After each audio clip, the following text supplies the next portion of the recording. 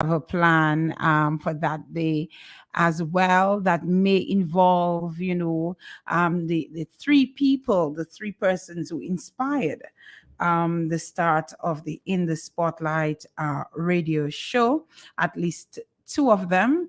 And we're trying to get the third person to be the anniversary guest. So let's hope that we can get this going. But it's been a good 10 years doing this program on a Monday night here on Q95. Along the way, we started when Facebook introduced their live feature. I remember we started to go live on Facebook, but before that, it was Kadisha.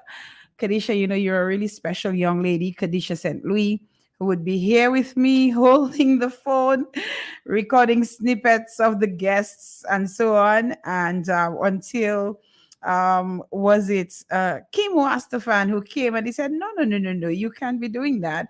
And he got me my first tripod for the show.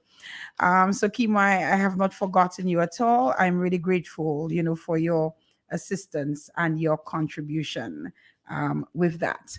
So we're getting ready to go with the In the Spotlight radio show. Let us acknowledge Josephine Gabriel and Company Limited for providing us with our Twapito water for tonight on the program. We want to thank the other folks, everybody else who supports us in one way or the other on the program. So thank you guys. Stick around. We're getting ready to have a nice, lovely program tonight with a Dominican artist who is based in St. Lucia. So St. Lucia is kind of technically his home right now, but I know he'll tell you Dominica will always be my home first and foremost.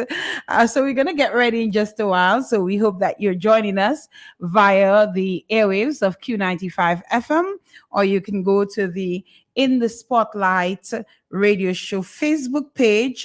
So it's In the Spotlight radio show Facebook page. And if you go there, you should be able to see the show. And if I'm not mistaken, it should also be live in the Spotlight radio show fans page as well. So thank you, everyone. We're going to get things going in just a while here on the program. So do stick around. It is a pleasure to be here for this program tonight. We're coming back right after this. In the Spotlight on Q95 FM radio every Monday night from 8 p.m. In the Spotlight, featuring people from all walks of Dominican life, spotlighting their triumphs and tragedies, dreams, hopes, and aspirations, untold stories, touching the human and personal side of our people in politics, religion, sports, business, music, culture, the media, and more.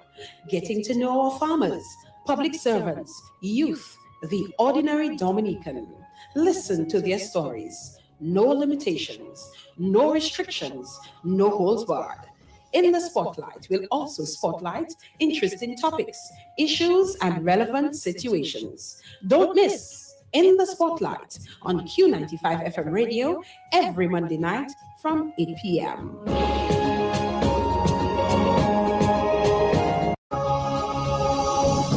In the Spotlight on Q95 FM radio every Monday night from 8 p.m.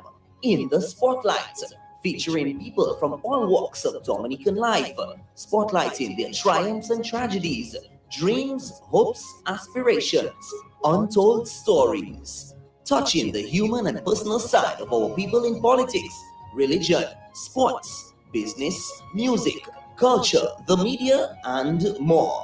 Getting to know our farmers, our public servants, youth, and the ordinary Dominican. Listen to their stories. No limitations, no restrictions, no holds barred. In the Spotlight will also spotlight interesting topics, issues, and relevant situations.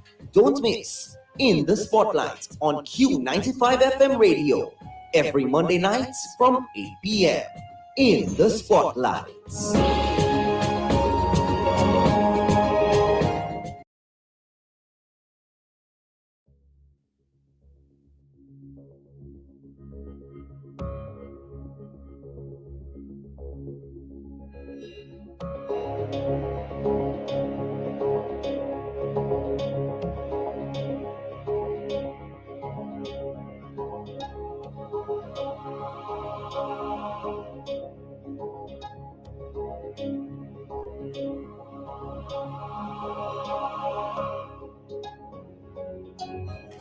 And we are back. Thank you, everyone, for joining us on the program. As I said, it's going to be a nice, casual, entertaining conversation tonight with Mr. Arnold Toulon. And he's joining us here in studios. And let's get ready to say good evening to our guest. Good evening, sir. Good evening, everyone. Yes, we got you, I think, right there. Yes. All right. So, good evening to you again. Yeah, well, good evening, everyone out there in the island, out of the island, out of the world wide web, in the wider world. I'm Arnold Toulon, and I'm happy to be here on Q95. And it seems like you're like 10 years anniversary again, too. Yes, I started this 10 years ago, Mr. Toulon, and here we are, and you're part of that celebration for me as we count down towards, the actual anniversary itself. There's so much we want to know about you and so much we want to hear about, um, uh, you know, just everything that we are privileged to get to hear about tonight. So I'm going to give you the opportunity to just reach out to the folks and just say good evening again, to family, friends, everybody that tuned in. Well, first of all, I would like to reach out to my kids out there in St. Lucia, David, Joshua, and Jade. I don't know if you're able to look at it right now, but if they are, the kids are kind of different. And also my family here, Anthony, Mario, Heather, Jennifer, that's Marianne, Anthony and Paul Tulo, sorry. Mario's in Miami. And Heather Tulo Elwin, who used to be my former geography teacher. Now she's my sister-in-law, for having me at home, which is my home, but still. Yes. And making it all a pleasant stay for me. I would like to reach out to Timothy Sims from Simsies out there in New York, or wherever he is. Simsy was a good guy. A lot of people know Simsy's place. And he's one of the people that supported the arts, supported us. He even bought art from me. I did stuff for him. And he would have musicians play over there, little gigs now and then with Julie Mate, Fred Nicholas, and others. So, these are some of the people that you got to remember. Remembering Kello, Christian George, Algie, Carl Winston, Gary Didier. Well, Carl Winston is deceased, but remembering all these names and that play a great part. Craig Shield, the late Darius David, the late Alwyn Bully, of course. Lennox Honeychurch, Gilden Nassif, Clive Jacques, Julie Martin, Fred Nicholas, as I said, W.C.K. Ramos, even Sean Rastafan, my buddy, hail up. And there are a lot of other people, but I love it. I love that you could actually, pinpoint and remember specific persons who have contributed in one way or the other, not only to you, but to the art form that you are representing here tonight on the program. Good people. Yes, and it's amazing the amount of different phases we've gone through in Dominica. Because 1 minute there will be a place that's popular, like Good Times, and then another place will rise up and fall. So I've been lucky enough to see many places like that. And at all instances, you find that only like artists and performers or fine artists like myself, I dabble in both music and art. We've always had a sort of a disadvantage because there's no proper infrastructure. And I've always felt that a much bigger budget needs to be allotted to the arts, especially in Dominica. My reason for this is that there are so many talented people here. For some reason, this is a country that just creates creative people. I mean, if you compare it with Grenada, Antigua, St. Lucia even, by population, Dominica always has a crop of young people who they could sing, they want to act, they could play instruments, and now we have quite a few young painters and stuff. Mm-hmm. So you are saying here tonight that you would like to see a lot more investment into the art form in Dominica. Yeah, I'll tell you something, Alwyn Bully passed away, right? Yes. And one of my greatest disappointments was standing on my veranda because I live on Independence Street. So I heard the siren come in, and then I looked, there's a motorbike rider, the hearse bearing the body, bringing it up to the chapel, and one bike at the back. and there's hardly anybody paying attention. And for somebody like Alwyn Bully, it should have been where people came out by the road. Mm-hmm. So that means that there are like 2 generations who were never educated about Alwyn Bully in the schools. So you're thinking that the streets should have been lined With people. Because paying tribute to the life and yes, times of this man. Definitely. I was actually expecting crowds of people. You were. So actually was. So that disappointed you a bit. Yeah, because I grew up in the era in the 70s and stuff with Alwyn, and then went to all the 80s and stuff. So for me, my expectation based on what I know he did and accomplished, and the amount of other artists and musicians who benefited from his directives, his confidence that doing art and doing theater was something that was really serious and important to our life. And that's the attitude Alwyn had. When we did plays back in the day, rehearsals were very serious. Being late for rehearsal was a big deal, and you weren't getting paid or anything. So it seems we're getting into the serious stuff, but we'll get back to getting to know him a little bit. Based on what you experienced and what you saw, outside of the point that you've already made regarding the greater investment in the art form, what else do you think needs to change to get us to that point where you would have seen people literally lining the streets for Alwyn Bully? Well, as I said, the problem is that every island has national heroes, and some of them are recognized within their lifetime, right? But a lot of them are recognized after their lifetime. For instance, we're tied to the Commonwealth dollar. So if our EC dollar and stuff, you have the Queen on it and whatever, right? They've made changes over the years and stuff. But like, for instance, in Jamaica or Barbados, every dollar has a local national hero on the different denomination dollars. So this is somewhere we need to go more. That's one direction. In the schools, they definitely need to revamp the system. The system is not doing us justice. I spent 8 years at convent prep. Teaching? No. Kindergarten 1 to grade 1 to 6. Yes. I spent, let's say, there were 5 forms at SME. I spent 7 years because I repeated twice. You spent 7 years at the 5-form academy. Why? What happened? Will we talk about that later? I was failing mathematics. You have to pass maths. But the point I'm making is so many years of my life was spent sitting in a class without being trained in what I really could do best.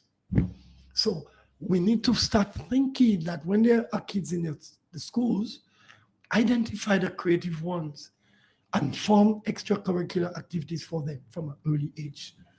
It's interesting that you say that. There is the gentleman who is currently the acting chief cultural officer, Mr. Ilson Matthew, and I'm sure you know that I can call his name. He recently attained his master's degree, and I remember him posting something on his page that he was actually asked to leave school at 4th form, because I guess he was not probably into the academics as probably he should have been, and so his creativity was not acknowledged. It was not built upon. It was not developed. And so he was asked to leave school at 4th form. I think I'm still looking for it. Yes, I think he had the note there that reads, and I think that's interesting that you're talking about that here tonight.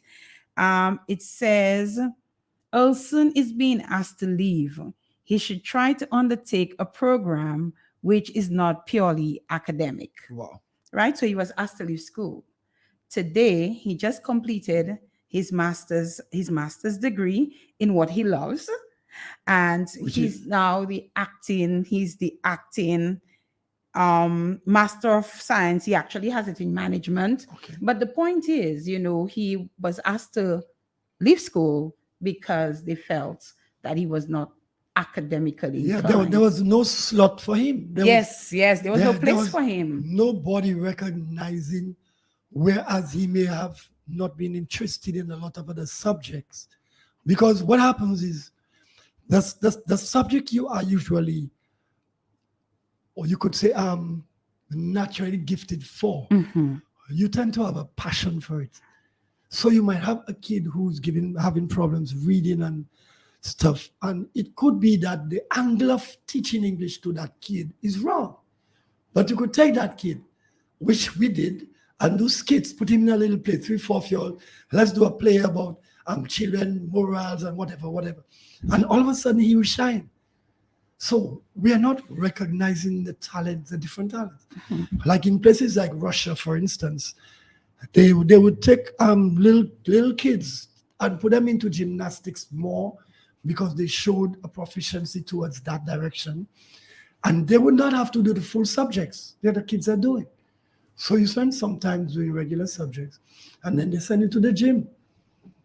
And then they do their acrobatics, or they're going to ballet and those kind of things. And that's the problem. Like, it's like because of the old colonial system, they're afraid to break from it because we've been centered around Cambridge and CXC and stuff, A-levels and A-levels and O-levels, which tend to divide the kids.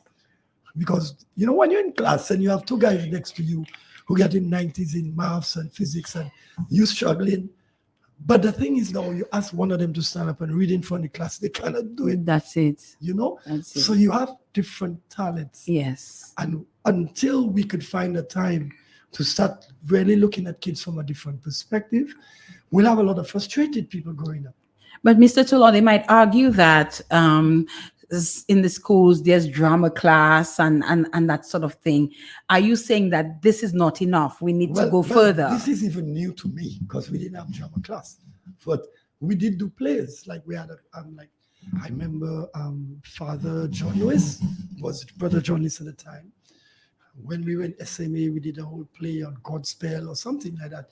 So there were people who wanted to push that. But for instance, I love singing. And then the air condition gets me. And then sorry about that. And then we had Marcus Latin, who used to teach piano and singing. That was 2nd grade, 3rd grade, 4th grade. And then it was over. So you go up to 5th grade and you realize there's no more singing class because they get serious, they prepare you for exams, but so the art suffered. Yeah. So I'm happy to hear that there are changes.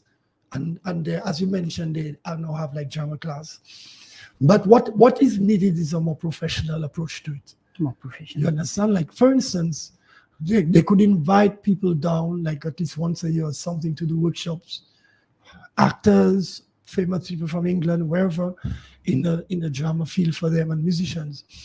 And also, every school should have some musical equipment and an art studio. Every school. We have stages, of course. They do little plays. But every school should have a piano. We deal with people like China. They have millions of pianos. They could send a few.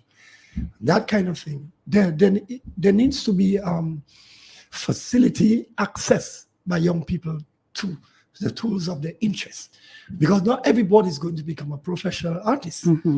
But the thing is, I for instance, over the years when I had a gallery in St. Lucia, I used to do art classes. You'd be amazed at the amount of people in their 40s, in their 50s, in their 60s who came to do art classes. And all they had was memories of when they were in high school, they loved doing art. Then they worked for 30 years in offices and stuff. And all of a sudden now they came to do art classes and you could see the look on their face because that was suppressed for so long. There was no outlet. So no matter what profession a kid could go into, the creative aspect, it stimulates your brain. That's why they say a lot of musician students, young students, usually do very well academically because the training in music and the sciences of art, they stimulate your brain. And because of that, like all your receptors are more active. And that's why you have some kids who become truant because their kids usually causing trouble and they just never had a good direction to focus their energies into. A couple of things from some of the comments that you made. One, I just wanted to think about it for a moment. I want you to share with us where you're based now with St. Lucia, and we'll get back to that. Compare for me in terms of the attention that is given to the arts as compared to Dominica. Okay, well, St. Lucia has two Nobel laureates, so Arthur Lewis and Sir Derek Walcott. So they also have a college from a long time, So you find there is already a generation before the younger generation now who excelled in literature and economics and those things. So they have role models. Of course, Derek Walcott died and he's still bemoaned that he wanted a national theater built and up to now it's not done. So they've had plays, different places, but it's two things we've always wanted, is a museum gallery and a proper theater.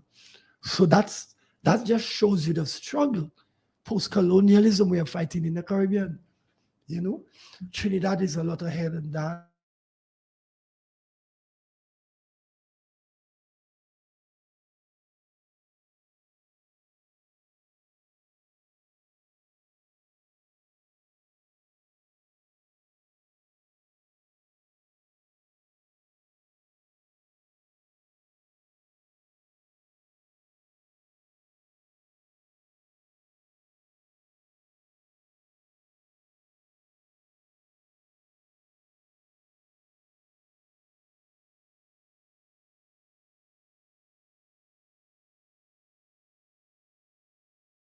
At the end of the day, we need the people here or merchants or whoever to invest in local artists, because that is where your country gets stronger. And not only that, when you invest in art and you have more art in banks, visibly in public places, people who visit value the local artists more.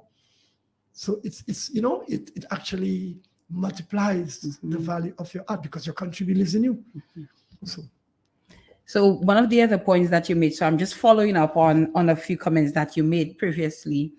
You said our national heroes are sometimes honored or recognized while here with us, or sometimes they're done so posthumously. And you were talking at the time about your friend and your mentor, your teacher, Alwyn Bully. Is it a situation where you think that something should be named after Alwyn, or he should have gotten some type of recognition where his name is written somewhere? Is that what you're alluding to? There's a lot more that could have been done prior to his burial. Right. And it doesn't make sense to lament it, but it might make sense to mention it. Yes. For instance, I'm taking a walk around town and there's a big sign, this digital sign by the river. Yes. Okay. Mm-hmm. The screen, the big screen, digital screen. That yes. could have been showing a lot of excerpts about Alwyn for a whole 2 weeks before he died. You would have liked to see that. Like public, Yes. more public info about him. Because everybody knew, not because of his condition in the last, let's say, year or whatever of his life, he was not the most fluent and, he's battling the disease.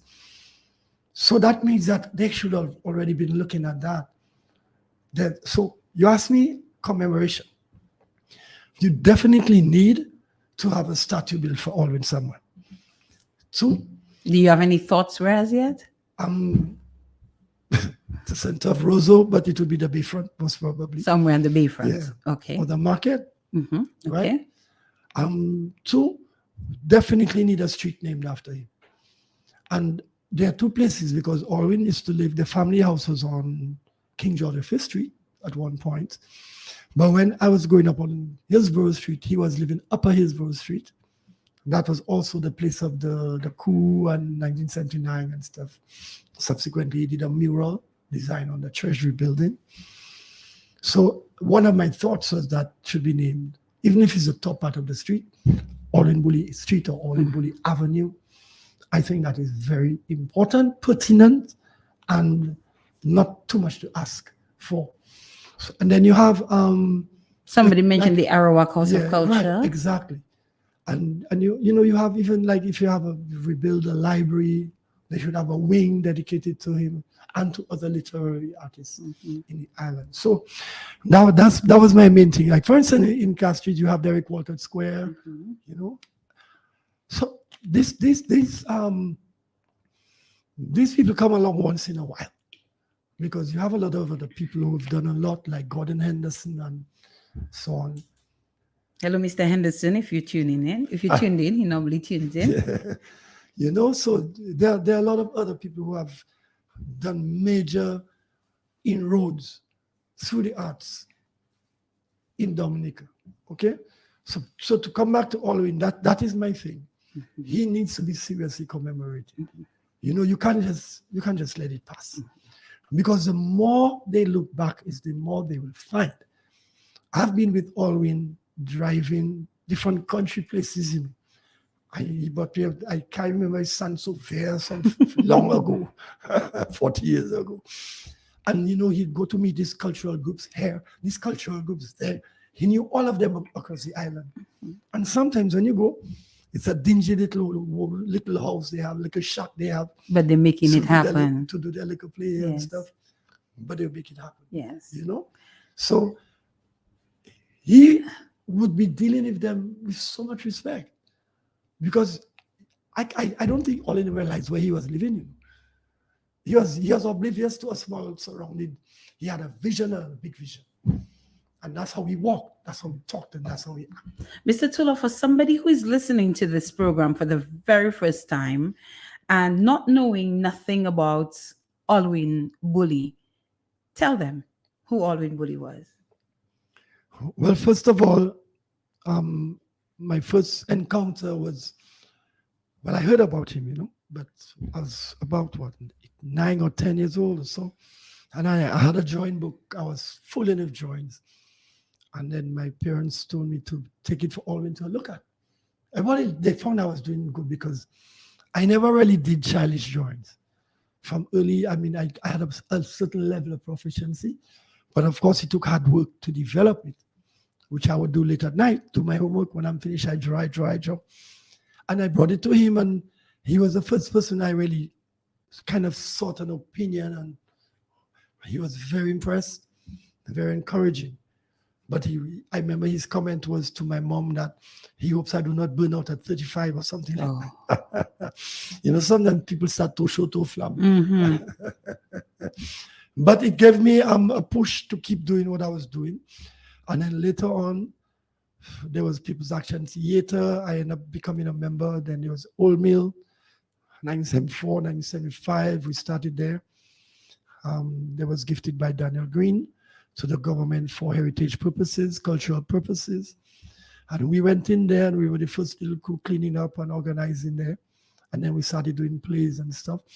And then all we did other plays like they would have at the St. George's Hall. They had plays at the Arawak, I think. And then we traveled with plays. St. Thomas, St. George, St. Croix, Tortola, which was what they call Folk Nativity, a Christmas play. And I think they did other trips with other plays, which I did not partake in.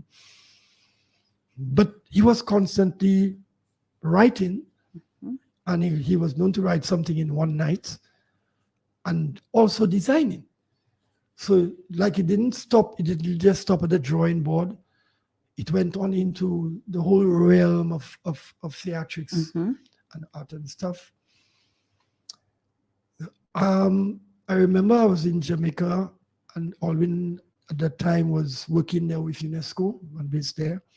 He took me to see a play with John Amos, if you know the actor who acted as a father in Coming to America, right?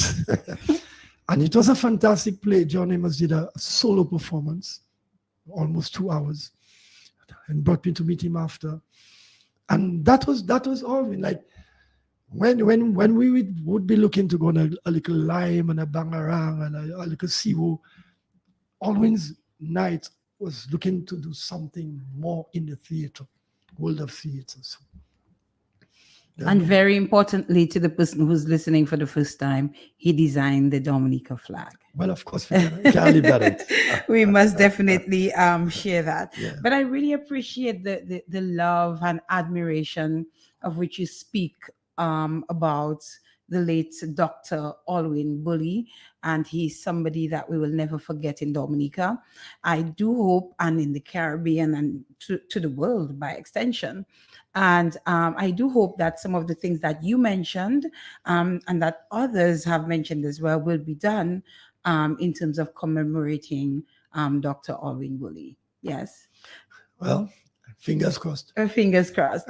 Let's go back to you. And Alwyn Bully actually is the reason why you're actually home right now, because you came for his funeral. You're currently based in St. Lucia. But let us talk first about Dominica. Give me a bit about your history, your background, where you come from in Dominica. Well, I grew up, I'm a good old Roseau boy. I grew up initially on Queen Mary Street, which is now called Independence Street. In an old wooden house. In an old wooden house. An old turn of the century, 1800 and something wooden house. And it was beginning to fall apart around us. It was becoming a hazard. So eventually we moved to Queen Mary Street, to Hillsborough Street, where we spent quite a few years before we actually built. I think when hurricane came, my mother said, that's it, build the house. So then they commenced working on the house on Independence Street. About 82, it was completed. But growing up in Roseau, I went to the convent preparatory school. Then when on graduation, I went to the St. Mary's Academy, which was, as I said, I love my school, I love my teachers, I love my subject, but I was very frustrated. You were frustrated at secondary school, St. Mary's Academy. Yeah. 5 hours was just too long. What caused your frustration? Because I've always been kind of an overactive person. Mm-hmm. And I was bored, there are a lot of the subjects I had basically. What didn't you like? Outside of math? I already come to the conclusion that you didn't like math. Maths gave me a problem, and because of that, I did not spend time on it. Okay. I learned maths. I don't like math either. When I left school, I learned maths on my own. But they would give you so much homework, and I could understand basic mathematics. And you must understand basic to move on. When they went into, Pythagoras theorem and all kind of nonsense, these things just were not clicking. But I excelled at English, and I enjoyed English. I excelled at biology, geography. I did well in Spanish and French, social studies. Yeah, basically I did well in most subjects. The subjects I did not do well in is just because that term I just didn't bother put effort into it. Okay. I would do my artwork. I realized in high school that if I don't train myself, nobody's going to do it. Mm-hmm. So as I told you, I'll do homework quickly, and then I would spend the night drawing. Yes. And painting my weekends. I would just take paper, pencil, crayon, anything, and read up about art. Like at St. Mary's Academy, nearly every recess, I used to go in the library and just look for the art book section. And it was a small section. But anything I got, I would read up about art and educate myself. But the day was long, 5 hours. You find 5 hours was too much to be in the classroom because you wanted to be creative. Yeah. I think that's what it was. My brain you wanted creative. To draw. You wanted to. That's what you wanted to do. I had ideas in my head all the and time. You're wasting your time doing math. So I used to be drawing all around Imagine of my exercise books. Oh Jesus! Some teachers didn't like that. Of course not. Because they would be talking there, and I'm listening to the teacher, but my mind is just going. Then I used to dream of traveling. I wanted to travel. Because all the places where you hear about art in Italy and Paris and whatever, and I just dreamt of going to these big museums and these galleries and stuff, and it came true years later. It did. It came true. We'll get to that. We'll get to that. So what happened at St. Mary's Academy? Well, apart from playing as much basketball as I could to burn off my energy in the afternoon, then I started roller skating, and it would be out this school, put on my roller skates and roller skate till midnight. Like just lie and go from Newtown to Loubier, wherever, on Goodwill. I associate with Brian Kuzlati, the late Brian Kuzlati Yes. too. But the thing about it is, you're sitting down and you're sitting down for a whole 45 minutes. Next one on a hard wooden stool. Remember Penny board, I don't even have meat to sit down. and monotony. Yeah, that creative people, that don't work for you guys. It don't work for you guys. So is it that you said goodbye, or as St. Mary's Academy said goodbye to you, like they did to No, us? what happened is, after repeating the first time. Oh yes, you did say 7 years. Yeah, I was going to leave school, but then I realized that I would let down my parents, all the effort they made for me. The investment. I also realized that I need to at least get some O levels. Okay. I realized the importance of that. So I stayed, and in the second year, but I end up graduating first honors in English, second honors biology. So I was the valedictorian. You were the valedictorian? Yeah. Well, Mr. Tula, after 7 years, you might as well. It's like that's nothing to boast about.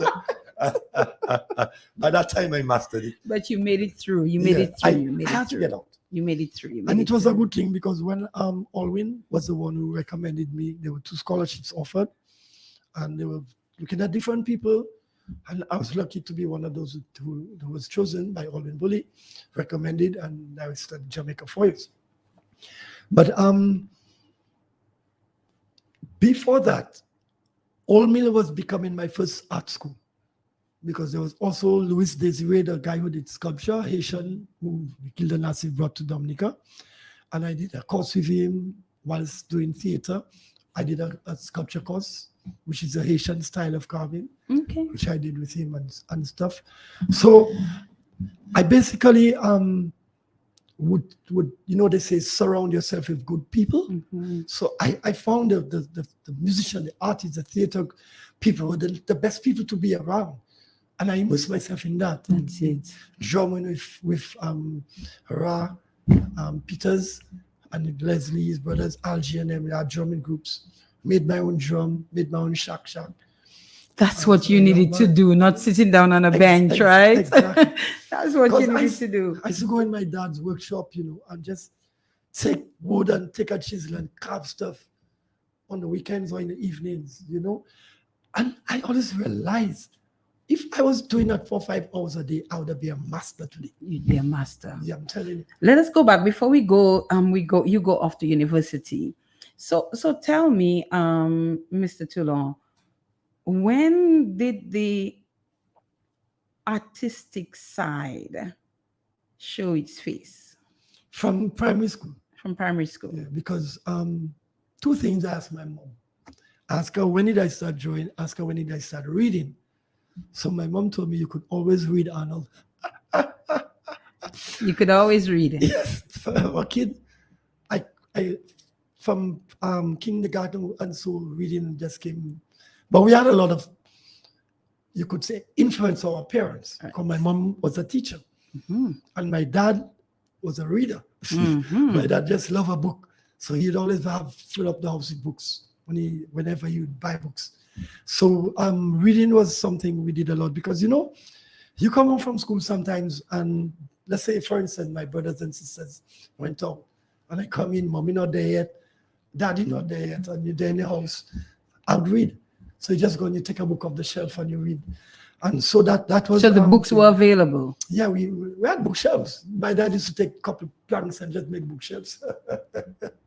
So it's almost like we had a mini library at home, But from the beginning, I found in school, in convent prep, that drawing just came natural to me. Not only that, I really enjoyed it, doing it.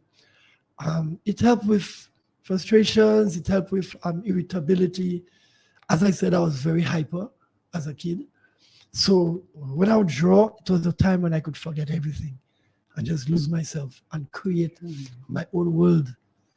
So I was attracted to more surrealistic type drawings, not so much photographic or realistic. but I could draw fairly realistically. Okay. But I would do imaginative stuff. And it was the same thing when they would be designing carnival costumes. I would go with my brother Paul or people like Danny Guy were costume designers. And I was a little boy around that all the time. Sometimes they give you to cut out feathers, sometimes they give you to cut out shapes, and they build in costumes.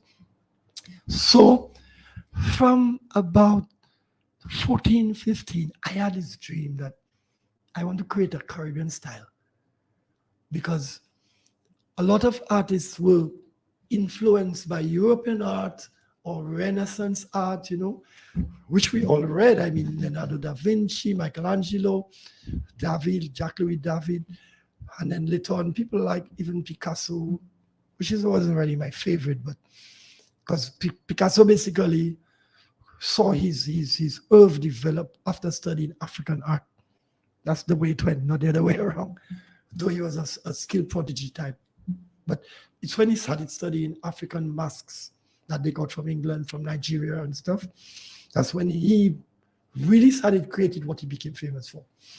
So, however, I just felt that our sense of color, our sense of perspective, our sense of visual reality in Dominica was different, because Dominica is basically your back to a mountain, your chest to a valley. Green. So, you quickly come to terms with nature in Right. Dominica. The contrast, for instance, would be Barbados. You fly over Barbados and it's a whole rolling flatland. St. Lucia is mountains, but a lot more rolling hills. So you find there are a lot more houses all over the island.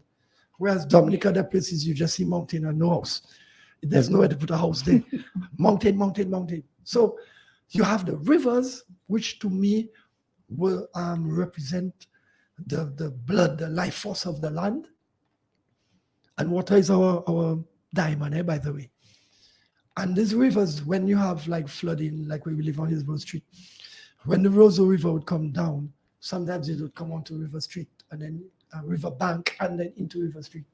And we've got to look at it. And you would be almost awed by the sense of power. And you could hear those big boulders in the river grinding and going down. And next day, when you see what the water could bring down, it's almost fearsome to watch. These things became the inspiration in my mind. Caribbean style. I knew our art form could not be soft. It could not be placid. It had to be. So if you look at a lot of my work, you'll notice I use a lot of powerful imagery, and my colors are very intense.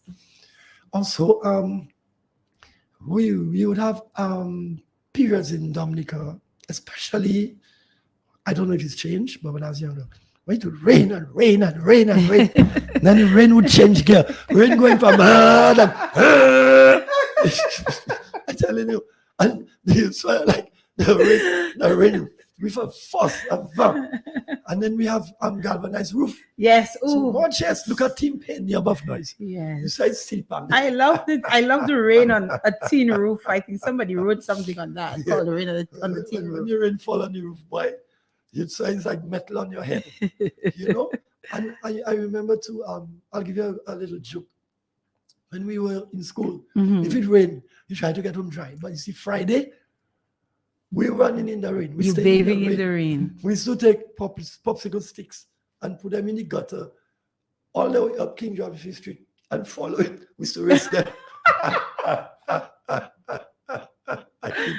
I kid you not.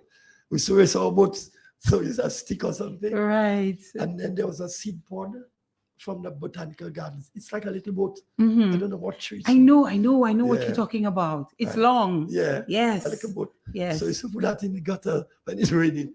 So when we reach home, we wet from our head to our socks. But it's Friday Only Friday. So we get away with that. Yes, you get away with that. I just want to read something to you when, as we get back to the style you wanted to create in terms of the work that you did. So a gentleman is writing. I think is Mr. Dangleben from Grand Bay Public Radio, Abamago. Okay. He says, I've been hearing about Mr. Arnold Toulon, and it took the In the Spotlight radio show to enable me to see him in person via Facebook. Mr. Toulon, don't stop the positive vibes. Thanks to all who are doing their best to spread positive vibes all over the globe on behalf of Dominica and the Caribbean by extension. So that's just a little note there from Thank you, Mr. Dangleben. Much appreciated. Who is viewing the program. There's other comments as well, but I just happened to pick up this one, and others are also commenting. Well, you could on some of the points that you made earlier. So someone is saying, very, very big fan of the program. He said we should have at least a mural somewhere in Dominica with all or most of our indigenous heroes and heroines. We continue to honor our past colonial leaders by having streets named after them, but absolutely nothing about our indigenous leaders or heroes. Mary Eugenia Charles, Frank Barron, Patrick John, Alwyn Anthony Bully, Irving Theodore Shillingford, Jeff Joseph, Gordon Henderson, Eoli Blanc, Emmanuel Loblack, Jean Reese, Phyllis Shand Alfrey, to name a few. So this person feels very strongly that we need to probably give a little bit more credits, commemorate more some of these people. But definitely, the thing is, you are only as strong as your integrity or your reputation. That is, at the ending of the day, that you could say that is what a good person can say at the ending of their life, what you have accomplished. And our biggest problem, or it may not be a problem, but our reality is a small population, okay? And that can work with or without you, or with or against you. However, a small island can have a great reputation. We are powerhouse.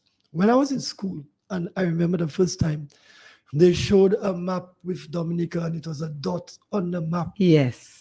I had to go back and look at that. Primary school, And then I said, you see me, I'm going to make that little dot get big one day. And you're working towards that. Yeah. Even if you're based somewhere else, Yeah. I know that Dominica is still at your core. Let us go back to, and we really have to talk about the decision to move to St. Lucia, why St. Lucia, etc. But let's continue the discussion around the Caribbean style that you were trying to create. Not necessarily a Dominican style, but a style of painting that incorporated our Caribbean sun or Caribbean skies, the sea, the flora, the fauna. Why was it important to you? I know you mentioned some of the others, more European and so on, but why was it so important to you as an artist to ensure that the Caribbean is not only represented in your work, but also were you trying to influence it onto other artists of the Caribbean? Is it something that you wanted some kind of integration, some kind of working together? I was not so worried about creating a movement, if that's what you mean. But in traveling in my younger days, I noticed there was a big trend, which is a problem for a lot of the islands that have tourism, for the artists to start really doing tourist art. It's like saying, like in St. Lucia, people come and they're looking for a painting of the pitons. I have painted the pitons, but it's not something I really like doing, in the sense that I will not be doing it all the time commercially. Whereas there are a lot of artists who are doing like pumping out, they have 50 piton little paintings because they know tourists going to buy one for 20 US or 40 US. So what happens is with the onset, and Barbados too, I noticed it on the beach. There are a lot of artists who got a really clean tourist style. Whereas, because later on other artists like Sheel and stuff, they started looking towards their roots. And our roots are Afro-Caribbean. So no matter whether you can trace directly or not, basically the only reason we are in Dominica, St. Lucia, the Caribbean, is because of slavery. There's no other reason, because we would never have been here unless Africa invaded the Caribbean. People were brought here involuntarily. So basically, our history, whether or not we were under the French, the British, the Spanish, or the Dutch, our history is Afro-Caribbean and also Afro-Native. So you have Native, whether it is the Taino, the Kalinago, it's a Siboney, etc. This is where our history is really going out of. And then we had, like for instance, in Dominica, we had the British system and the British schooling and the British etiquettes and the British morals and values that we were sort of brought up under, okay? So at the ending of that period, coming from the 50s to the 60s, from here, Libla moving on, we had to start looking into ourselves so that we don't lose our true nature. Because you can't teach a West Indian to dance. No. You understand what I mean? Our true nature, like I'll give you a good example. You notice there's a big trend of West African music that's been played everywhere. And though a lot of us cannot even understand the language, it is just normal for us. Like the music is just our secondary music. And I grew up with that thing too, with Calypso, and so they had what do you call it before? Before Calypso, there was another name for it, you know. But I grew up in that era in the 60s where growing up in Roseau, I heard all the local music. When people preparing for carnival, next door you could hear drums, there you could hear this playing, like a steel band playing over there. And the Juve band groups doing their rehearsal. I used to make a little run around Roseau to him. A week or two, and police used to chase people and take their drum, get to them next day. But you know, this to me was not happening in convent prep. In convent prep, it was more clinical and it was more, they were more teaching us, so that Belgium teachers and whatever, who could not even really relate to us as Caribbean people. But people like my mom, they started doing carnival costumes for their students in the school. My mom was one of the first. And in my mom's time, you had people like Mary Davis Spear and so on. It's Eugene, a whole heap of people. But they, Dr. Shove, they came together and they would do plays like Stars of the 50s. And that is actually even before Alwyn. Alwyn may have even ended up working with them. So we always, something I noticed with my mother, she was a staunch Catholic. She was an exemplary lady teacher and whatever. But she loved her Creole business. Don't put your foot in front of that. She loved her Creole business. And my mother knew all the local foods, the all local drinks. And that's what she grew up, taught us growing up. And that's what nearly all of us grew up. We no matter what, we have a very strong African style of cooking. Nobody taught us that. So it's true that they used to import food, you know, when we were on the boat to bring in tin stuff and whatever. They'll take it out and they will make a local style of it. You understand? Yes. So the food or style of Creole food, like you come up now, we call bouillon. All these things are our real nature, our true nature, what's natural to us. So that we don't lose our culture, our sense of person, our sense of purpose, our sense of being. And this is what that can eventually make islands like this make more money. Because you have we are at the tipping point where we may soon have or will soon have an international airport. And by the way, I don't understand how anybody could say we do not need an airport. We need it. Because I used to travel the islands, and it's like when you walk down a street and there are 5 stores, some have business, some have no business. I used to fly. And Liat used to have a program for $800. You could go anywhere on the route. You could stop, pick up the plane next day and continue going. $800, I know. Island hopping then. Island hopping. I jump on that. I have friends in the islands and I'll do hand-painted t-shirts, and I used to sell hand-painted t-shirts along the way. But flying over the islands, I'm seeing, look at this. Huh? You leave Dominica. When you come to Guadeloupe, you just see boats, business, things happening. You go to the other island, you see traffic. When you come Dominica, it's dead. And the only reason for that is because we don't have a proper marina and an international airport. Like St. Lucia is lucky because they had the natural bay castries, which could become a good fort. Fairly good conditions for view fort also. Then you have Rodney Bay area. But Castries is just a probably you could say naturally designed bay. And that's what creates business, because boats can find safe harbor. And so you find any of the countries with good access have more business. So that's all Dominica needs. So you think we need the international airport? Of course you need an international airport. So you endorse that? I endorse that. All right. I don't care who builds it.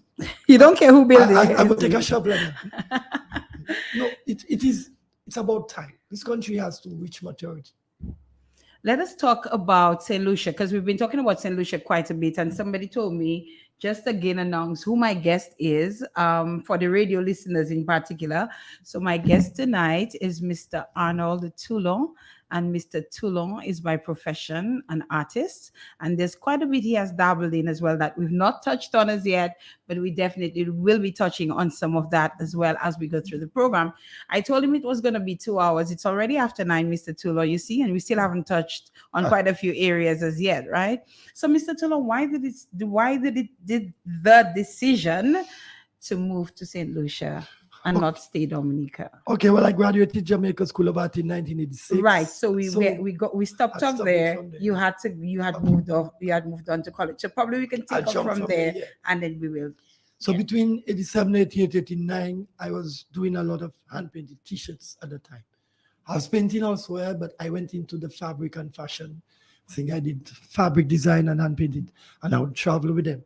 So about let me see. Wait, pause. Fabric design. Yeah. And what would be done with that fabric? I used to basically, people would give me dresses to paint. I paint for them. Oh. We did fashion shows through here, and then I would just do t-shirts, but instead of printing them, I would hand paint each one. So they were a little more expensive, but then I would travel with them. I sold a lot here too, okay, and stuff. So 88, 1967. In 87, Lady Flosak, may she rest in peace, from St. Lucia, who was the Governor General's wife, worked in education. She was opening a gallery in St. Lucia called Exhibit Gallery. So she came to Dominica and she came to my home and invited me to the opening. I did not make. Where did she hear of you? I guess probably asking people about artists on the island, okay, or something. So I don't know. But then she came, and then I missed the opening. I went up in 1988 and I started showing at Exhibit Gallery in St. Lucia. I was not living there, but I would go and spend 2 weeks and come and bring work and so on over successive years.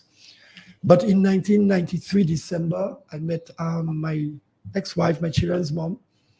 Actually, she was here playing with a ladies basketball team by Venus opposite me. That Venus is another story. The 150 mango tree. So then I went up to St. Lucia in 94. I was not intending to stay yet. But because I had worked in a gallery there, and I was actually selling quite often at the time, I was going back and forth. Then I decided to stay because 96, so from 93, I was invited to Guadeloupe to the 2-week show. 93 also, 94. So I'm then in St. Lucia 95 or 6, and these guys came to invite me to Paris, to a show in Paris. It was called Le Genie Creole, and I was the only English-speaking Caribbean artist, and there were 7 others that were all from different French departments in the Caribbean and stuff. And that's from there. It was like every year I was traveling 2-3 times. I went to Jamaica, Trinidad. I started doing shows in St. Lucia, and then I was invited to Cuba. And the show we did in Cuba was a big show because it opened in Cuba, and then they moved it to Sweden around 3-4 months later. So I went both to Cuba and to Sweden. So hence the traveling you would dream about. Yeah, and on SMA's hard bench. And all my ticket paid, everything. Yes. No cost to you. Yeah. So I was in Paris sitting at a little cafe by the road, having a coffee and laughing because I used to see that in books. No, you're living that I life. used to dream one. I used to. Now I told you, I was in school, Yes. but I was always dreaming outside. I wanted to, and there it started to happen. And there I'm sitting there, and I'm just laughing, and this guy's watching me one day while I'm laughing at, and I'm just saying, "Damn, I've arrived. came- The dreams have come true. So that's why I tell a lot of the young artists, if you have a dream, whatever it, don't give up. Because sometimes when you think, okay, it's never going to happen, that might just be when it's about to happen. You know, and I can tell you, as I said, when I graduated from high school, I graduated honors, I was this, but I was depressed. All of a sudden I knew, what am I going to do? And so luckily, that scholarship came to send me to Jamaica and to allow me to get better developed and everything. Oh, so you went off to Jamaica to study? Yeah. For how long? 1982 to 1986. 4 years again? Yeah. So that's another 4 years? No, Oh, well, that is the 4 years. that That is the 4 years. That's the 4 years. So you went off to Jamaica and you went to study. What did you study in Jamaica? Well, when you go to art school, you do the basics in the first year, and in second year you do rotation. In rotation, you are given an option which department you want to specialize in. Now, I was telling somebody that the art school is a system that they should introduce, because the art school basically you have school of music, school of drama, school of dance, and school of art. And in the art school, you have sculpture department, and then you have the what they call it, ceramic department, where they do throwing bowls and clay and stuff. Then you have textiles, where they do cloth printing, weaving, and then you have graphics, where they do like for graphics for and in those days it was graphics by hand. Okay. Now everything is probably digital. Yes. Because I used to do hand painted signs with my brother as a young boy.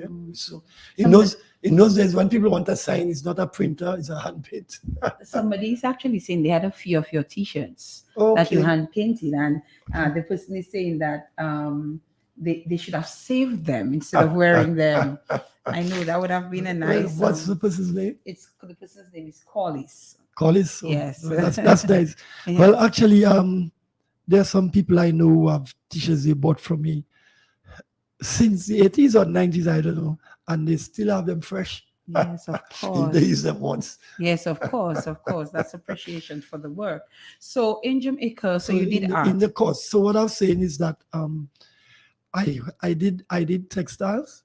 So when you get to rotate, you spend like 6 weeks, you know. I did textiles, graphics, jewelry, and then I specialize in painting. Textiles, graphics, jewelry, right? And you specialize in painting, which is what I wanted to do in the first place. Yes. Okay. Yeah. So you were allowed to do more than one. Yeah, like you in second year you rotate. Okay. So, because some people go in and they want to do painting or sculpture, but when you go into school, they get attracted to another discipline.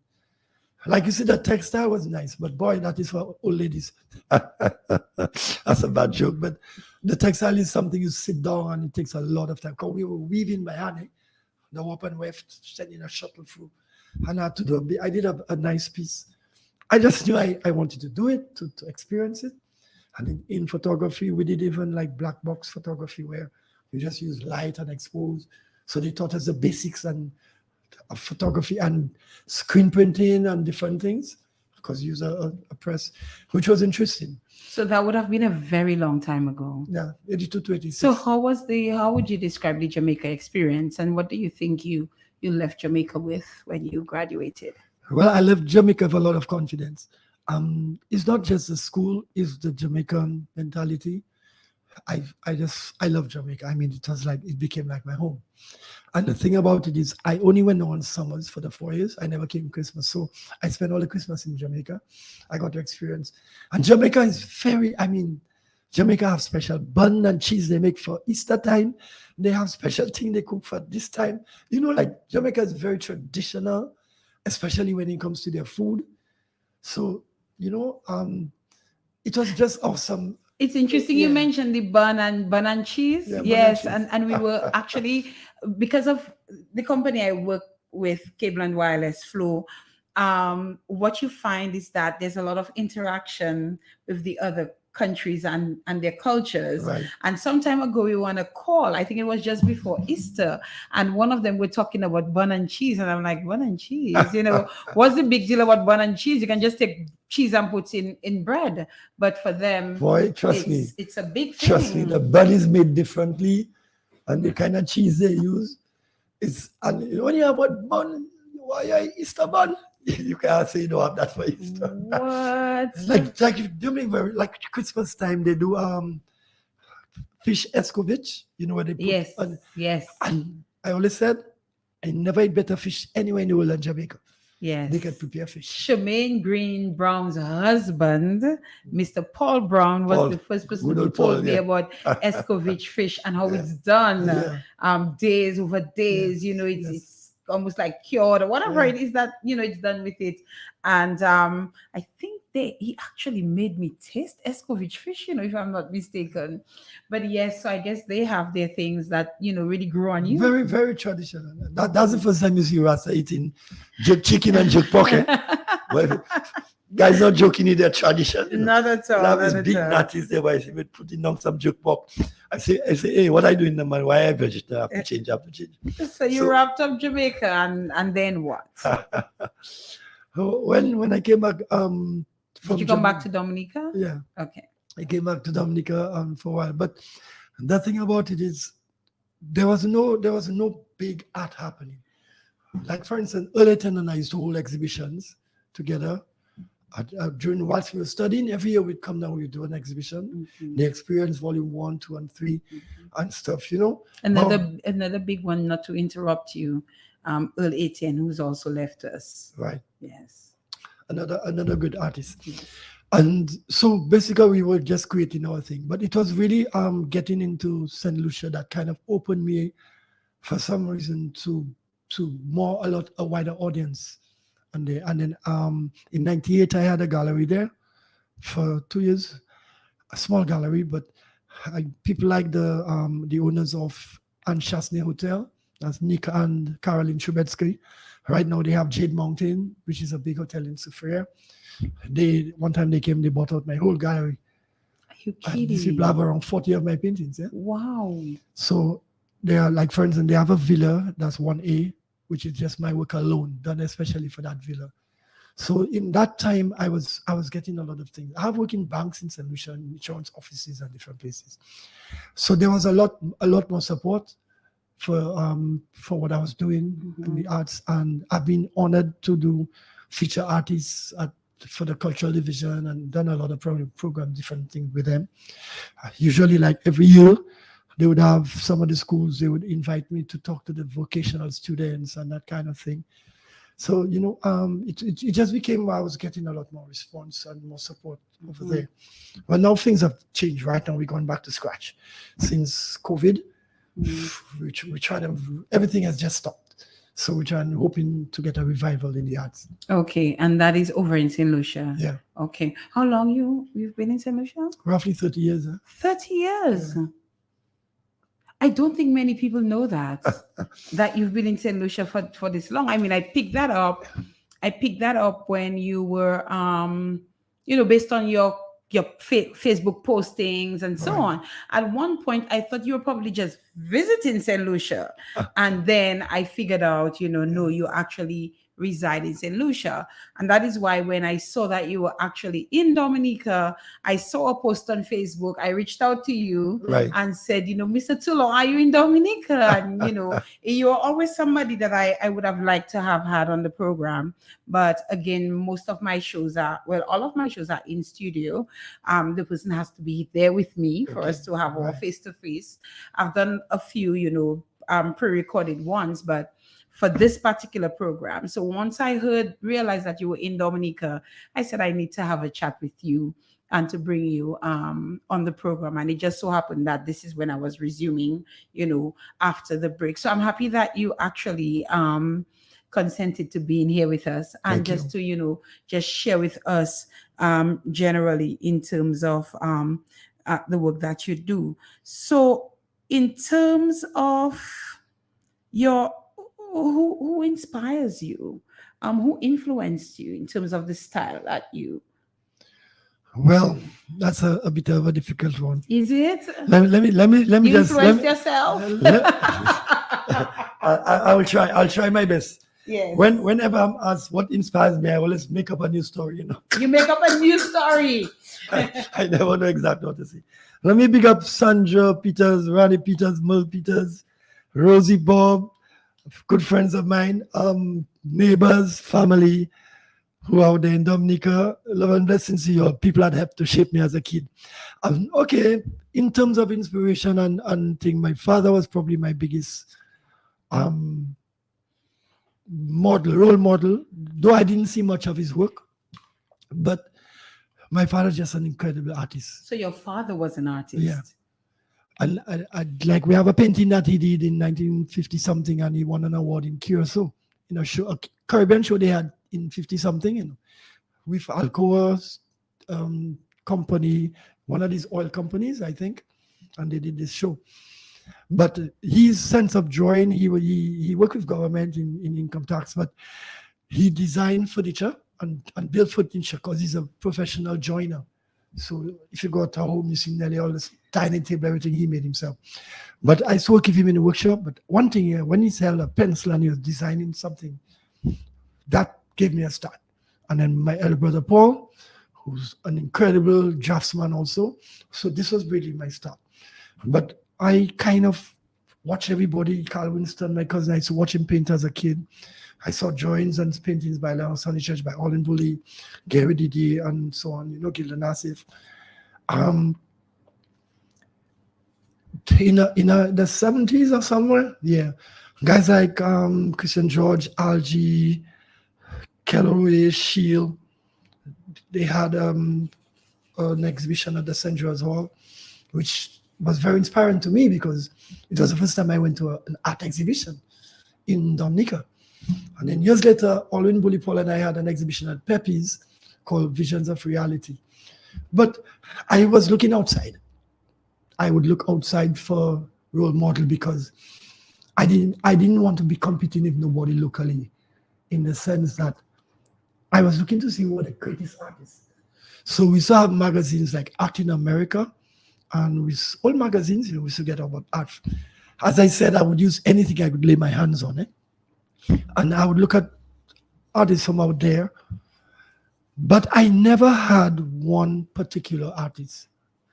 Of course, the masters like Leonardo da Vinci, and who was both an artist and a scientist, would have been probably one I looked at the most, because he not only did painting, drawing, sculpture, but he did a lot of studies of plants, of water, just little sketch, which were more scientific, trying to understand nature or to capture plants and flowers. So I realized that I need to be very rounded. So I shifted my attention to a lot of different subjects over the years. You will see that you were asking me about developing my own style. Mm-hmm. So about the time in 93, 94, I started painting and scratching into the paint. That's where it started.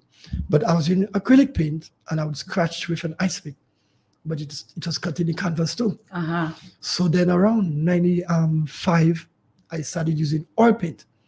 And that's why I created my scratch technique. So if you go online, you could actually learn about my scratch technique, where I use oil paint. But what I did, I gave up the paintbrush and I would go around town where they saw phone booths before, the cards, and I would collect the cards. People would throw them when they finish. And I $5 card, $10 card. And I would go to card streets and make a collection of these cards. And I would paint with them. And then I would use an ice pick and scratch into it. So that is my really distinctive Caribbean style that I created. My scratch technique. Scratch technique. Yes. And you do not use a paintbrush? No.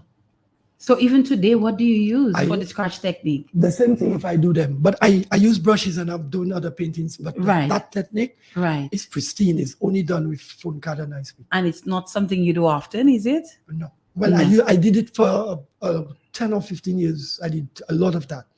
But like with anything else I do, I move on. You move on. But if somebody wants one, I would do it for them. So if somebody calls you after tonight and say, I would like you to do one of those scratch technique paintings for me, you would do it. Yeah. You would do it. So it's something that you developed on your own. Yeah. And if you Google it or whatever, it is they're based on sort of geometric designs and anamorphic designs. So some of them are very organic where the color is flowing. Technically, basically, it's like printing. When you apply the paint in the phone card, you're scraping two colors together and they blend out. But they do not blend. A paintbrush cannot blend it like that. So it has a totally different effect. And once the paint is wet, then I scratch join into it. So from a distance, you will see a bright painting with a lot of oranges and red and violent colors. When you come up, there's a narrative opens because these delicate little scratch joins. So it's a reverse process. Like when you draw with a pencil, you add lead to the paper. When you scratch, you subtract. It's a subtractive join technique. Interesting. And then I did what I call special paintings, special drawing, where I would draw by pouring. So if I paint the background, then I would draw a figure, but I would just be pouring the paint and making little swirls until it makes a figure. So this became my splatter technique. Splatter technique. So you have the scratch technique, the splatter technique. Are these the two that you figured out on your own? Yeah, these are very, very unique. Very to what I'm unique. doing.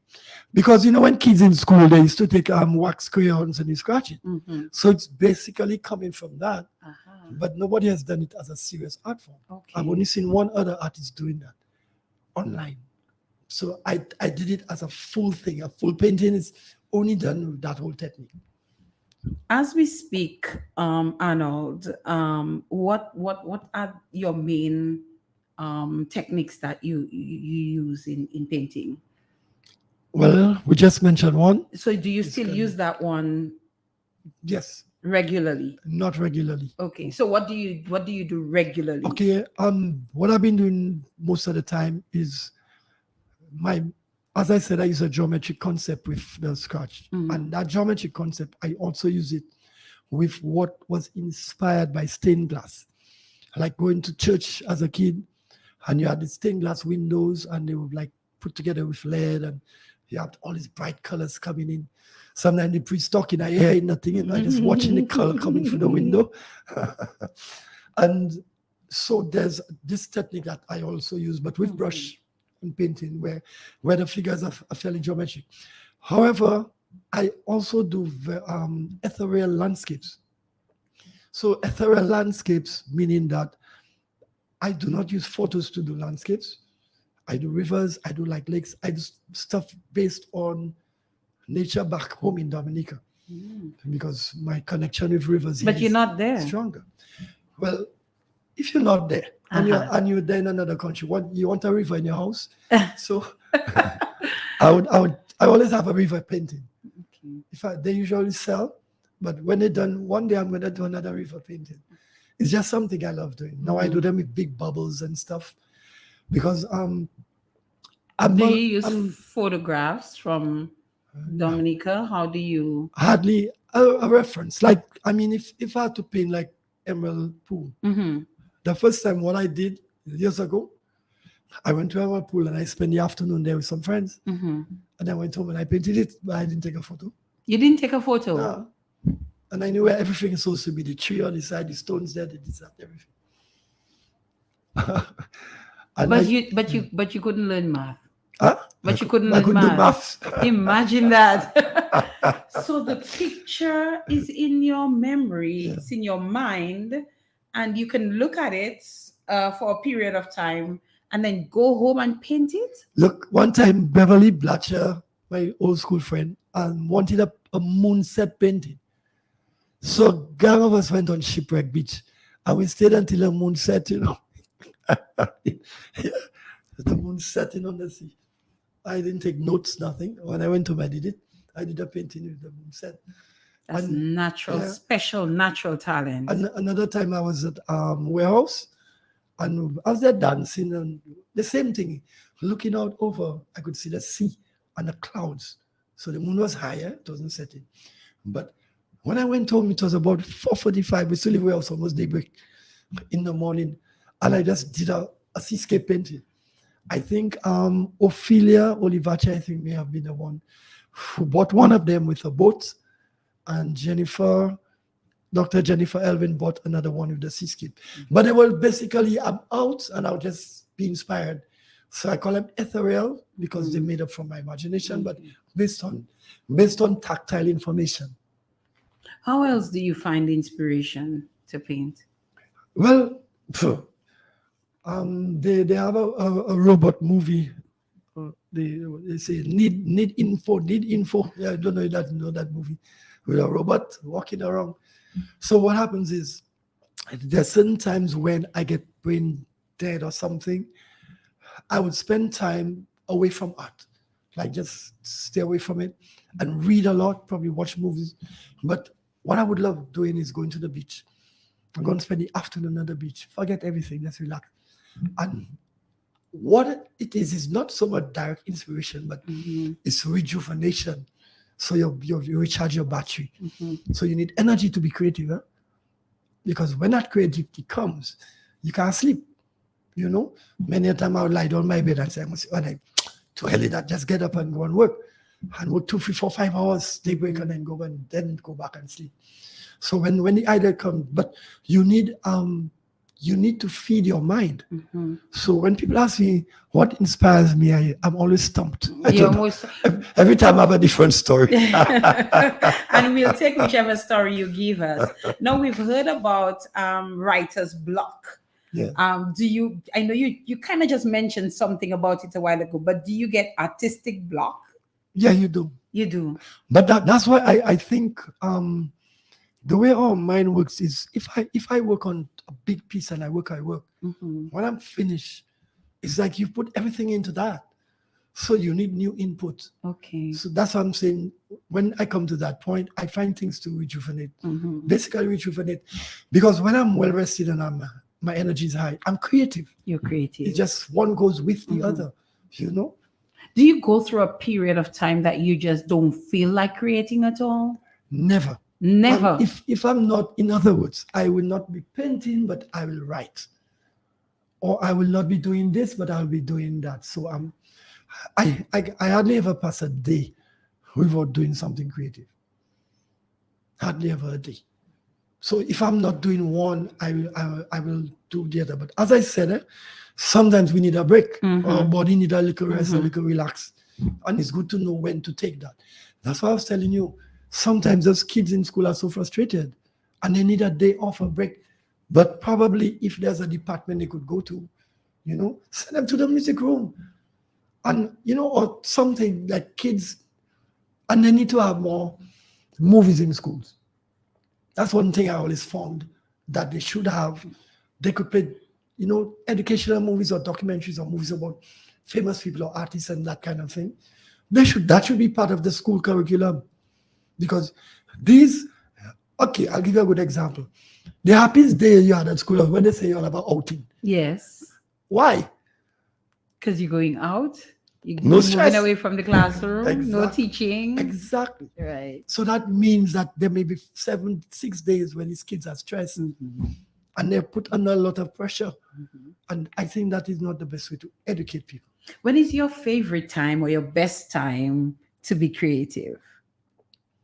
You're back on that again. Is it at night? Is it during the day? Well, I'm a daybreak person, so early morning. I tend to wake up after the sun 5. rising. Yeah, I tend to wake up after 5. Like if I have to start, I'm going to start a painting that I have in mind, an idea. I'm starting like 5:30, 6 o'clock in the morning. It's cool. There's a lot of energy. Even like from around 3:34. It's sometimes that I would wake up and write a poem at that time and then go back to bed. But from my work, I start daybreak. I start very early. You start very early. So by 9, 10 o'clock, I could be taking a break. I could take breakfast. I could go out, you know. Then in the afternoon, I'll get back on it. And then I could work from then, afternoon into night and stuff.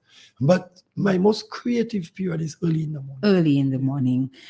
This one is from a viewer. and that person would like to know, on average, how long does it take you to create a typical piece? Okay, this is another difficult question. Uh-huh. It's from Bas- them and not me yeah, this yeah, time. look, different paintings according to the subject matter demand different approaches. You know, it's like if you have a vehicle, you could just put oil in and to run, put gas into run, or you could have to dismantle your air filter to clean it and all that kind of thing. So there's sometimes when I'm doing a piece that it is basically done in one day. Okay. And interestingly, the scratch technique I was telling you about, some of them are 7 feet by 4 feet. Most of them are like 6 feet, 5 feet tall, right? They have to be done within less than 48 hours because I'm applying paint and slow drying, but it still has within, after one day, there's some colors that get sticky and I don't scratch so clean. Okay. So the scratch technique, it is an immediate technique that needs to be dealt with from beginning to end. I could work 2 days straight or from morning into daybreak the next day, and then I burn out. But that's how it's done. But there are pieces I do with the paintbrush. Some of them take me weeks. Okay. Some of them take me Weeks. months. Some of them take me years. Wow. There's some paintings I haven't finished yet. And when I get the thing, I go on it. And a lot of them take me a few days. Okay? So doing a quick work is basically slapdash in the sense, if I have a watercolor size, A4 size paper, I could do it in a day. But I always say my biggest problem is I always start simple and I get complicated.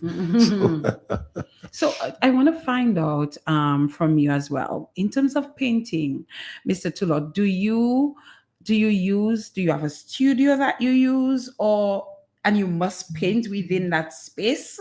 Or do you have other areas that you can move to based on what it is you're doing or what the inspiration is? Well, wherever I live is a home studio. So I usually have a section of my living room or somewhere allotted for my work. And of course, the kids have their space. But I choose somewhere that has good light, close to windows and stuff. And the way I look at it is, anywhere I am is a studio. Anyway, you Because sometimes in my bedroom I do stuff too, and sketches. So. Okay. But I do have an area where I have my easel, tables, and paints and stuff. Right. So from Jamaica, tell me, as an artist, do you have to continue going to school, honing your skills? How does it work for an artist? Or once you know you're an artist, that's it. You just continue developing your own. It's a matter of choice, but I don't. One of the biggest problems is there are some talent people that too much schooling can really mess them up. Because even with me, I enjoyed having different tutors, having facilities, equipment to work with, at the art school. But there's some, when I left art school for 4 or 5 years, as I told you, I was doing t-shirts because I learned so much stuff, I was confused. So you find like I went in with natural talent, doing what I was doing before. But then because I learned so many different things, it took me a while to formulate, to get back to myself. So I could use what I learned, but I could bring it back to being unique to me. That's why it took me so long to develop my technique. Is there a dream project that you would like to do, Mr. Toulon, or you have thoughts of getting the opportunity to do one day? Well, the dream project will remain a dream. If you talk about it, it will not happen. If you talk about, you think so? But is there one? Yeah. Is there one in your mind? Yes. Okay, let's talk about, you don't have to tell us your dream project, but what are the chances of that dream project happening? Well, as I said, I've been doing a lot, having shows, whatever. Yes. And COVID basically just changed a lot. It screwed up the whole thing. Exactly. Now you have to bear in mind also that for support to do a project or whatever, you need to be making money. Yes. Everything I've done, I've funded it myself. I've never had funding, right? The people I used to be selling artwork to 20, 30 years ago don't really exist. Oh. Because remember, them the people used to be buying Yes. work in their 50s and 60s. Mm-hmm. These were our clients. And we had a lot more art being sold in St. Lucia at the Mm-hmm. time. But then now these people, 70, 80 are dead. Mm-hmm. So we have like a dearth. Right now, I'm trying to awaken. So the Tourist Board has a show for the jazz, which is starting in ending of the month. They've invited me to it, so probably when I go back, I will take part. Wonderful. Yeah. And this will probably the beginning of A all rebirth, that. almost. Yeah. So we had a gallery that was in a gallery that I worked with, and they were doing a lot of. I did a lot of shows with them. I saw awesome one-man shows. I did many one-man shows over my career period. But as I said, right now it's like we have to start all over again. Yes. You know. So the artists are feeling the strain of what COVID-19 brought. Yeah, and also as I said, the decade we are in now, where we do not have this bias we had before. So a lot of people is their children not inheriting their paintings. Okay. You know, so how can we change that, Mr. Tuna? How can we change that? Well, awareness. You know, you need awareness and you need recognition. That is why I always said, like, if you have 4 or 5 hardworking prominent artists, every 2 years or every 3 years or every something, the government should buy some artwork and put them in public places from the even if it's one from this person once a year or twice, because they're building. If you look all around, people are building. It's not like they're not building. So this is what needs to happen. Mm-hmm. You need to have more, not just murals, because what you find with the murals is 2-3 years in the rain and they're washing out, you know. And how do you maintain them and all that? So they're good for the visual of the city, but you need these artists to start being collected. Mm-hmm. And there must be a budget for that. I mean, put it this way, we need our piece of our pie, of the passport pie. Why do you think it is important to buy art or to have art? What impact, what influence do you think it can have on society? Think of Jamaica, right? What do you associate Jamaica with? Reggae music. and imagery, right? Yes. And clothes and red, yellow, and green Yes. and stuff. And everywhere you go, you see, you know? Yes. So what would happen is if in Dominica you have more of that, we're going to be seen more than just a simple country. Because then I was by my cousin, big up Sarah Marol, last night or yesterday, and I see some beautiful work she has. Yeah, you know, she and I've does seen her some work good work. online I've also. seen some of her stuff online. My school friend Carol Sorrendo, we were preppies together at convent. Now she's back here. She was in England, I think. You know, young Shadrach Burton, Margot Larrock. There are a lot of people who are producing artwork. And as I said, if more and more places, public places you go, you'd see their work being shown. It is like you begin to see the color of the country, the impression of the country. What we have here more is the music of the country. Mm-hmm. So yes. We're more known for the sound of our music. But how do we get people to appreciate art? So, I mean, there's a lot of people who say, oh, that's just people doing, you know, how do you get me to appreciate art? Well, you have programs like this where you can interview them more. They have this group here, the art group they have here. Mm-hmm. I think it's White Equally Artists Association or something. Yeah, yes. WA or something. Mm-hmm. So basically, you know, at least once a month, you could probably have a little talk with them and put them on. The thing is awareness. The only way to change stuff is through awareness. That's the way I see it. It is 9:45, the time in the studios here at Q95. We really want to thank those of you who are tuned into the program, those of you who are tuned in online as well. We are really, really happy to have you. So we might be wrapping up the arts conversation per se, because we need to find out about Mr. Tulo and his music. He's been involved in music as well, and I understand some poetry. He dabbled in that a bit, so there's still quite a bit to learn about him here this evening. But Mr. Tulo, as we phase out of that that particular discussion in terms of artistry, what is it that you want us to know? What it is that you would like to leave here with us tonight as it pertains to art? Do you make can someone really make a living out of being an artist? What can we do to help? What can the government do to help? What can anyone do to help? Improve the circumstances around art, especially now post-COVID? Well, in terms of making a living, it depends on how organized the person is.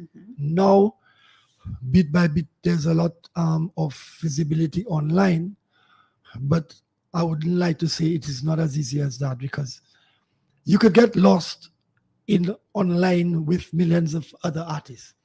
That is why I'm saying you need to have an image. You need to have a particular look. A brand. A brand, right. And for instance, you will quickly hear Haitian art, right? You never really hear Jamaican art or Bajan art, but when you hear Haitian art, you almost know what they mean and you know what it looks like. So that they've created that kind of brand for themselves. You've never really heard of Dominican art. They have Dominican artists. So Dominican artists now all take their different directions. How do you support? The same thing I mentioned earlier, you need people to support the artists. Simple as that. You need people that you're building houses, you're building businesses. Look for an artist to involve and spend some money on them, because we spend money on a lot of nonsense. We import stuff. We'll have a house, we'll import the furniture, import, and not let a local person build it. We're going into the hotels now. How much are they going to tell the hotels that they should buy at least 50% of their art from the local? Because even in St. Lucia and in traveling in the Caribbean, you go in hotels that all you see is prints from Europe. They buy these cheap art prints from anywhere else, but they spend everything else on everything else. So the couch might be worth over $1,000, right? But they will go cheap on art. So you still have that mentality that needs to change. So how can we change that? How do we change people's mentality? I don't know. That's the difficult part. What we could do is to be more vocal. We have to be more vocal and we have to be more challenging. Artists have to demand. We need a part of a budget, whether it is things like they have a budget that will allow them to import art materials duty free, so that artists could buy locally. You understand what I mean? And definitely incorporate art into the infrastructure as we develop. All we've been doing is giving donations most of the time. You understand me? I had a painting in Kingsfield Airport for years, and it was just a donation, with the tourist board. But it was there, it was getting visibility. But it's like, would they make a decision to just buy it off you? You understand what I mean? Are you doing any showings in Dominica while you're here?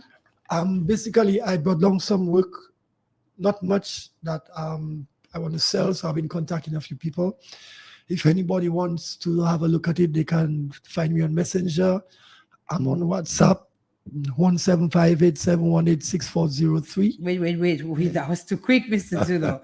Let me write it in the comments one time for them. So it's 758 758 718 718 6403 66403. And that's Arnold. Okay. Arnold's. So they could get me on WhatsApp, Yes. So this is his number right there that I just posted for you. Yeah, hoping to get some support. That would be good. Have you gotten any supporters yet since you've been here? Initially, one person was supportive to me, yeah. One so far. Only one, Mr. Toulon. Well, thank you. You're still thankful. Thank you, Celia Delani. Hi, Celia. I wonder if she's tuned in tonight. If she's not, she'll definitely go back and view. Yeah. So I was asking about the show. So you where can they come? Well, if they contact me on WhatsApp, I could arrange because from my home in Roseau. they can come and see Yeah. what you actually have here in Dominica, and they can go on Facebook and see some of your work as well. Yeah. You put some of your work on there. All right. So Arnold Toulon in Dominica, he's not been home since 2014. 2014. So you see why once I heard him, even if I know he had to do, I found out after he was doing another program. I didn't have a problem with that. We all have our different audiences, but I know he had not been in Dominica for some time from what I had heard, and so we had to bring Mr. Tula on the program here tonight because we don't know when we'll probably get to have him again. Now, Mr. Tula, it's 9 minutes to the hour. Yeah, so you're talking about music and Let's poetry. talk a little bit about music. Your involvement in music. Okay. Well, my mom used to sing, and my dad also, to tenor and a soprano. And it took days to do both the choir and also the other group, stars of the 50s, as I mentioned, who did little shows. So that was like growing up in a house with an artistic environment from day one. So that was my luck, fortunate. And then later on, as I was growing up, I started writing just for fun.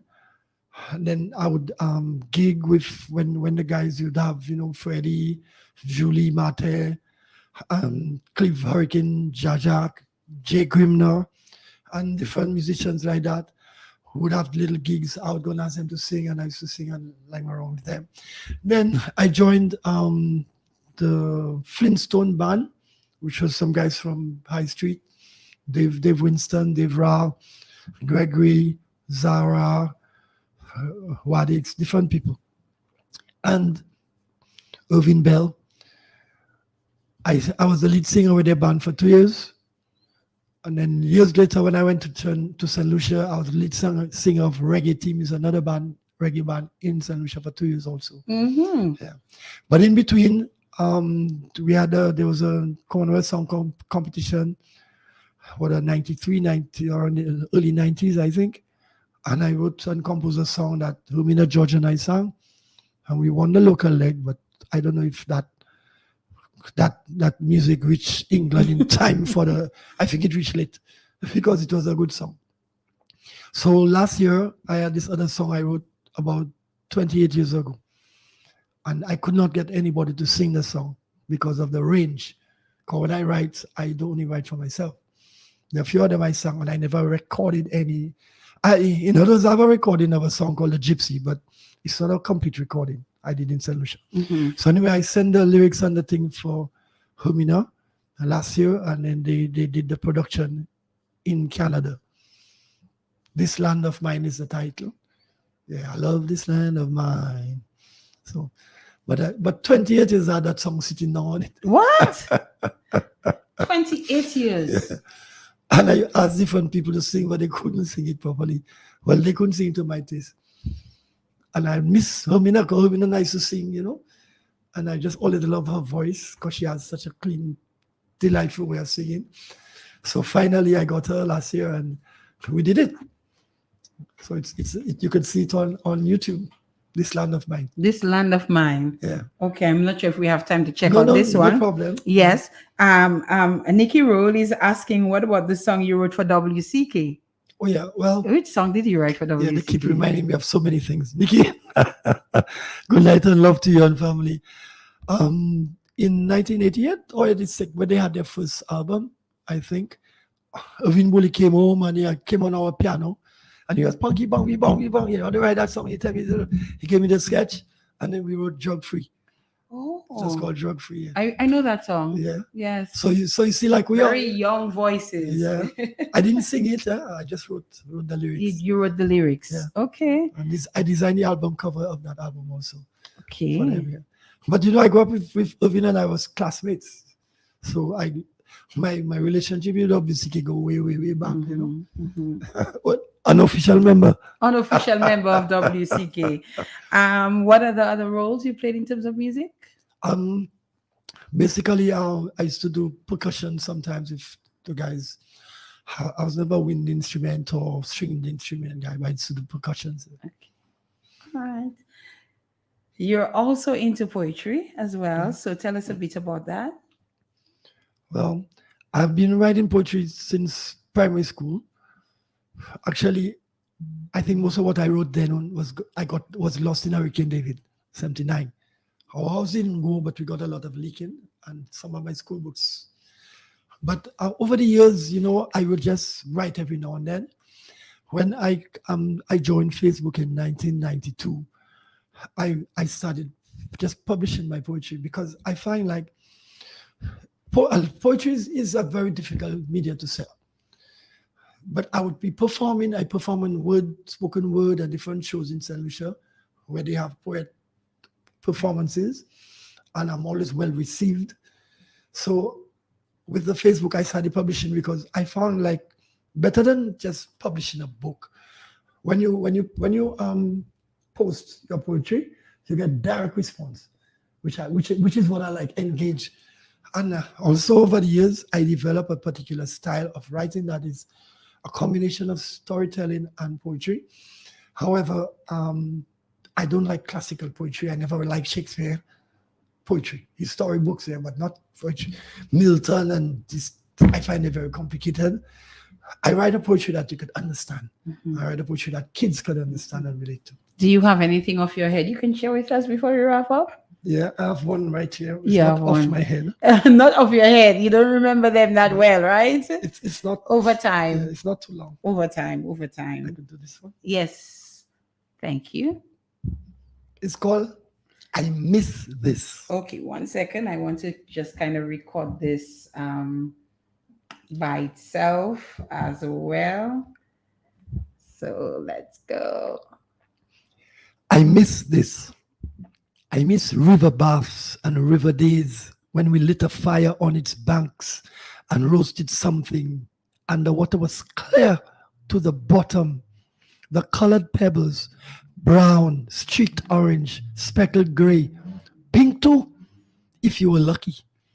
The silvered water glistening in them, the damp and cold and so much labu, mud that sucked off your shoe on the slopes of Mount Diablotin, with clouds spread out below in the realm of the gods. Fireflies by the hundreds on a rocky road late at night, lighting my way in the blackened street. The sizzling sound of frying water on a hot pitch road from a surprise shower. Old men with canes sitting on the steps of a shop every evening just to chat. I miss the little tray with a bullseye and fried balao lined up in heaps on Kennedy Avenue. The mechanics who worked on the sidewalk lying under the car, the uncaring and defenseless legs sticking out almost into the road. And Lapo Cabwit pounding out a session somewhere behind our house on Hillsborough Street, preparing for carnival. Those black-green sugar baby watermelons whose core was as red as blood and sweeter than sugarcane, round as a basketball. Scalding my fingers by holding a cup of hot cocoa in a porcelain cup the wrong way, but not telling Granny I get burned. I miss the loudness of the crickets and other players at night, sleeping with their cacophony. Not being able to sleep my first night in a hotel room because it was too quiet. And the peace at night when all windows are shuttered with the faint sounds of 3 or 4 radios in the neighborhood somewhere, all tuned to different stations, Spanish there, French there. Then comes the rain like a barrage, unyielding with intent, drowning out all else. Its rough, showered sound, 1,000 cymbals, and so to sleep. I miss this. Thank you. Very nice. And is it that you miss some of that as you're in St. Lucia? You miss some of those Dominican things, or you just miss those things from your younger days? The younger days. The younger days. Because, things change. A lot is changing nowadays. We don't have, nowadays, we didn't really have the distractions of social media. Or social media was radio. Yes. And that time, it was actually a time when you could be more creative because you had to improvise, always improvising and stuff. Mr. Arnold Toulon, an absolute pleasure to have you on the program here tonight. I would like to give you the opportunity to just share some final comments with us and anything specific you would like to leave with the In the Spotlight radio show audience tonight. Well, I must say that it has just been a great pleasure coming back. I need to do this more often. But when you move away, in the first few years, you go back and forth. But then you have kids growing up, and then you have schooling, and things change. You cannot just jump in on a boat and go in. People say you're just next door, but it's not really like that. And not only that, the situation changes a lot where you are. I would like to just say to all people listening, especially everybody living in Dominica, we got a beautiful place, a great country. We have the most valuable resource in the world, which is water. We'll be surprised probably years from now, people really fighting for water. Eh? Now they're fighting for oil. But water is always going to be a very important resource that we have here. We've got beautiful people, a beautiful country. We need to just don't let our differences get the best of us. We don't want to end up in that kind of situation.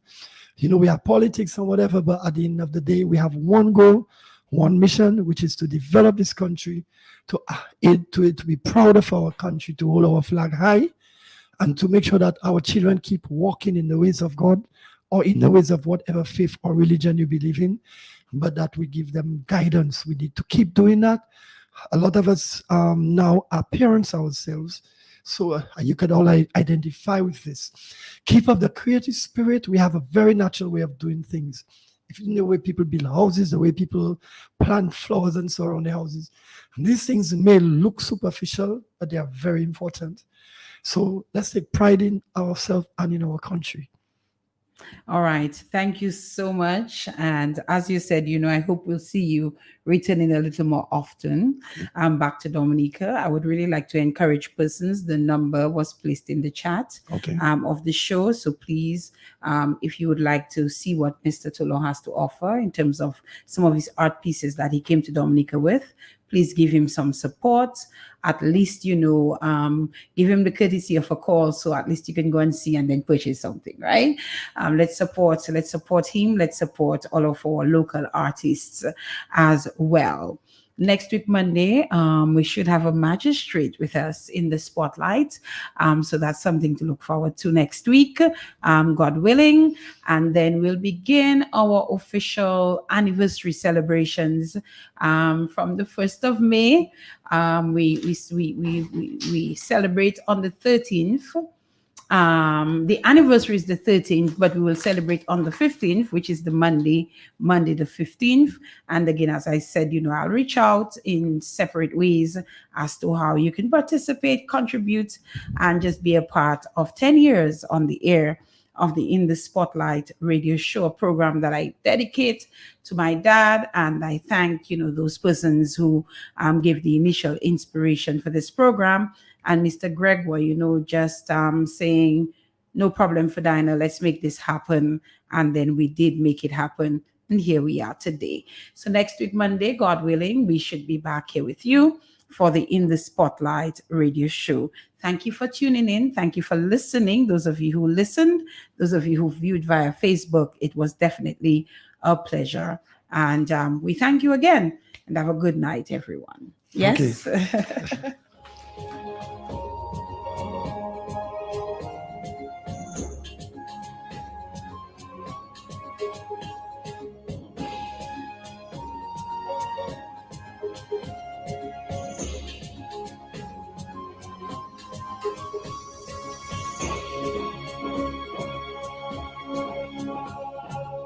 Thank you for listening to In the Spotlight.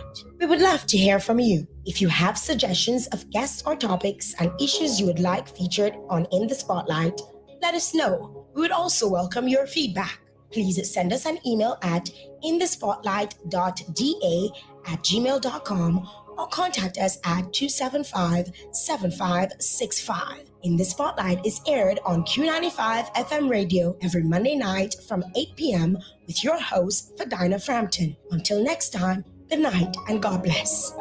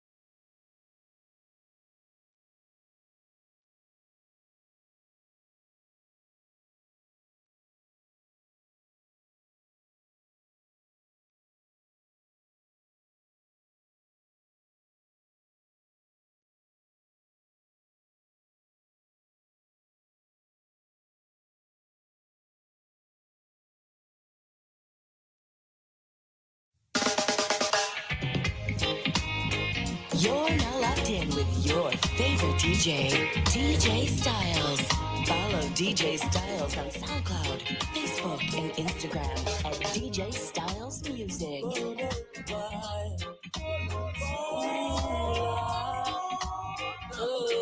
DJ Styles. Ooh, I met a girl this morning. She was love at first sight. Ooh, I met a girl this morning. And she was beauty to my eyes. I asked her where she from, she tell me in the tropics. She asked me what's my name, I tell her I am Connie. And I said, girl, tell me what's your name. And she tell me that her name is Jamaica. And I said, smile, girl, smile. Smile for me, Jamaica. And I said, smile, girl, smile. Ooh, Lord, smile for me, Jamaica. Whenever you cry, here am I. Yeah, I'm here for you, Jamaica. Try your right, girl, smile.